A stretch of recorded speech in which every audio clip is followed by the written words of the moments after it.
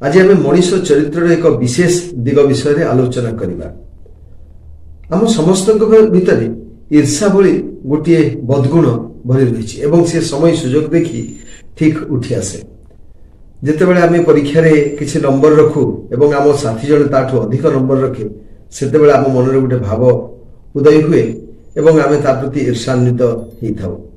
जितेबाला आम जदि साइकेल रे जाऊ आउ जड़े किए 2 चकिया गाड़ी जाऊँगी सी जो देखे आउ कहीं 4 चकिया गाड़ी जाऊँगी मु गोटे पोशाक पिंधि मोठू भल पोशाक आउ जड़े पिंधि मुझे घरे रही भल घरे जड़े रही से कथा देखला मनीष भितर जो माने साधारण मनीष समस्त भितर ईर्षा जात होता है।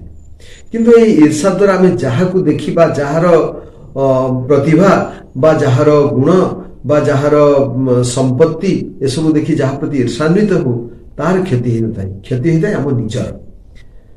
ये गोटे छोट घटना आपण मान आगे अवतारण करने जाऊँगी। आपण मान समस्ते संत तुकाराम को ना शुणी।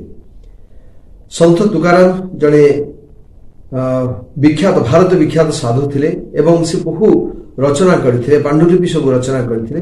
किंतु तांकर ई ख्याति रे आउ जड़े ज्ञानेश्वर भट्ट बोली से भली जड़े साधु धीरे धीरे ईर्षान्वित हेले। जेतेबेले देखिले संत तुकाराम को पाखकू प्रत्येक दिन शह शह हजार हजार संख्यार लोक माने आसुचंती एवं तांकर गुणगान करुचंती आश्रम रे रहउचंती तांकर जो सत कथन सब ग्रहण करुचंती पालन करुचंती।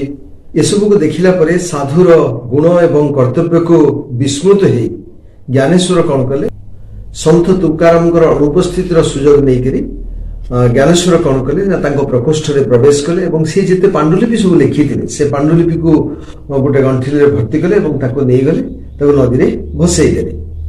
किंतु मन रे भय आसला जे काले आश्रम कौन आश्रमवासी देखी शिष्य जदि जानी पारिथिबे ताहले आंको ऊपर दंड हो पारे ऊपर निर्यातना हो पारे से अन्यत्र चलीगले।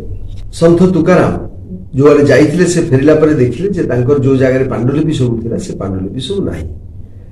सी संगे संगे जो माने थिले आश्रमवासी समस्त को खबर देले जे मोर पांडुलिपि सब हजि जाइछि कि नहीं जाइछि कि कोन हिछि देख एवं आश्रम चारिआडे खोजाखोजी करागले एवं पांडुलिपि मिलिला नहीं। यापर संत तुकाराम कौन कले गोटे शिलाखंड उपर मन दुख करके बसिले कारण बहु कष्ट दीर्घ दिन व्यापी वर्ष वर्ष व्यापी से पांडुलिपि सब सी लिखिले और से गुड़िक दुर्मूल्य एपटे ज्ञानेश्वर कौन कले ज्ञानेश्वर सी एमती चली चली चली चली बहुत दूर को चलीगले गोटे स्थान में बहुत शोष है बहुत गरम लगुला से गोटे दरघा थिला दरघा पाखे झरणाटी बही जाउथिला।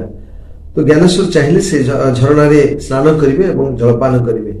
जड़े किए से पाखरे उपस्थित थे भद्र व्यक्ति सी कहले कहले महाराज आपण से जल भीतर को प्रवेश करंतु नहीं से जल विषाक्त किंतु एते सुंदर जल छल छल बही जाउथिबा जल को देखी से कहले तुम मूर्ख तुम कथा मु मानिबार आवश्यकता नहीं एवं से जल को लंब प्रदान कले। जितेबाला पानी भितर से गाधौचंती असह्य जंत्रणा है समग्र शरीर जलीगला भाई लगे से संगे संगे ऊपर को उठी आसले एवं से अनुभव कले जमी मृत्यु सुनिश्चित एवं मृत्यु आगत। से स्थानीय लोक मैंने उपशम देवाई आउ जड़े से भली जड़े साधु आश्रम को नहीं गले एवं से साधु जितेबाला देखिले देखु देखु किछिटा पीड़ा बा व्यथा कमीगला एवं तापर सी दिव्य ज्ञान फल से जाना पाइले जे संत तुकाराम पुस्तक को से नदी में भसई दी से दोष को घोड़ाई से दोष को लुचेवाई से आड़े पलि आपर ज्ञानेश्वर एक निकट में स्वीकार कले एवं क्षमा भिक्षा कले तापर सुस्थ होकर से फेरिले। फेरिला परे ज्ञानेश्वर को सी जाइए पाखे पुणी आउ थे क्षमा भिक्षा कले पदस्पर्श कले कहले जे मोर भूल हो जाइए मु जड़े सन्यासी ये गोटे ईर्षा जनित मोर गुणरू ये कम कर बसली मोर भूल हो जाइए मत क्षमा करतु। एक कथा तो निश्चित भाव सत जे जो माने सतरे साधु जो माने सतरे संत से माने अन्य को जे भली आदर करती जे भली आशीर्वाद करती से भली से दोष करे क्षमा कर दियंती एवं तुकाराम ज्ञानेश्वर को क्षमा करदेले। एवं एपटे जितेबाला आसिले से आसिक से प्रकोष्ठ को आसला पर मन दुख दुई जन जाक आसिले जे ई जगह पांडुलिपि थिला एवं पांडुलिपि हजि जाइछि आउ तो मिलिबार नहीं कारण नई रे भसई जाइछि किंतु देखिला बेलकु समान जिते प्रकोष्ठ भीतर प्रवेश कर ଯେମିତି ଥିଲା ପାଣ୍ଡୁଲିପି ସବୁ ସେମିତି ପୁଣି ଥୁଆ ହେଇଛି। କୁହାଯାଏ ଯେ ଭଗବାନ ପାଣ୍ଡୁରଙ୍ଗ ସେ ନଦୀରୁ ତାକୁ ଉଦ୍ଧାର କରି ନିଜେ ଆଣିକି ସେଠି ଥୋଇକି ଯାଇଥିଲେ। ତେଣୁ ଏଇଠି ଆମେ ଶିଖିବା କଥା ଯେ ଯେତେବେଳେ ବି ଯିଏ ଆମେ ମାନେ ଅନ୍ୟ ପ୍ରତି ଈର୍ଷା ଭାବ ଆମ ମନ ଭିତରେ ଆସୁଛି, ପରିବାର ଭିତରେ ହଉ ବା ବାହାରେ ହଉ, ଆମର ସାଥୀ ଏବଂ ସହକର୍ମୀ ମାନଙ୍କ ଭିତରେ ହଉ, ଯେତେବେଳେ ଆମେ ତାଙ୍କ ପ୍ରତି ଈର୍ଷା କରୁନା ସେତେବେଳେ ଆମ ଭିତରେ ଜ୍ୱଳନ ବେଶୀ ହୁଏ ଏବଂ ଆମେ ହିଁ ବେଶୀ ଅଧିକ କଷ୍ଟ ପାଉ।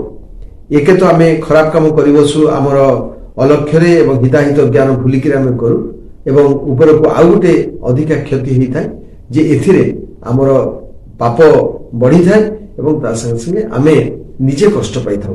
ତେଣୁ ସଦାବେଳେ ଚେଷ୍ଟା କରିବା କଥା ଯୋଉମାନେ ବି ଆମମାନଙ୍କଠୁ କୌଣସି ସମ୍ପତ୍ତି ବା ତାଙ୍କର ଗୁଣ କର୍ମରେ ଆମଠୁ ଅଧିକା ଅଛନ୍ତି, ଆମଠୁ ଉପରେ ଅଛନ୍ତି, ଆମେ ତାଙ୍କୁ ସମ୍ମାନ କରିବା, ଶ୍ରଦ୍ଧା କରିବା କଥା ଏବଂ ଆମେ ତାଙ୍କଠାରୁ ଶିକ୍ଷା ଲାଭ କରି ଚେଷ୍ଟା କରିବା ଯେ ଆମେ କେମିତି ନିଜ ଉପରକୁ ଉଠିବା, ତାଙ୍କୁ ଈର୍ଷା ନ କରି।